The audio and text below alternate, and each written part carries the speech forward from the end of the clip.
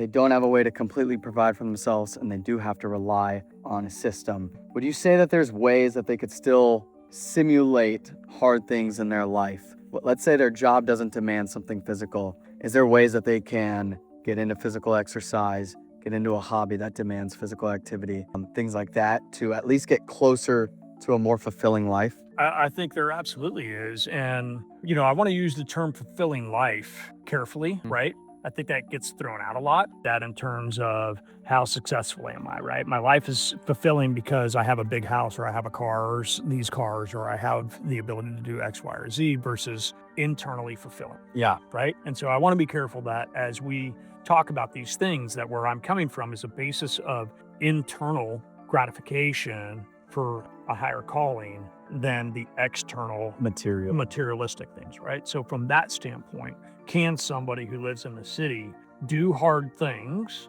to make sure that they're challenging themselves in ways in which they are bettering themselves, right? And so, yeah, absolutely, man. There are, you know, weekends of hiking, right? Weekends of minimalistic living where you've got to carry out what it is that you're going to survive for the weekend, right? Type of thing. Camping, solo walking, solo hiking, doing those things. Even motorcycling, even getting on a motorcycle, going out camping for the weekend, right? Getting in a car, still now you're kind of upping that, you know, difficulty level. But if you're doing it and making it challenging and you're increasing your self-resilience, even if it's 1%, I think those are important things to be doing. Doing things like Krav Maga, jiu-jitsu, boxing classes, going to the gym and getting a trainer to say, hey, I want to try, here's a goal I've set. It's a hard goal, but I set it and now I need help achieving that goal, right? Whether that's through a trainer, a mentor, whatever the case may be. If we are not actively trying to better our lives throughout life, how are we teaching those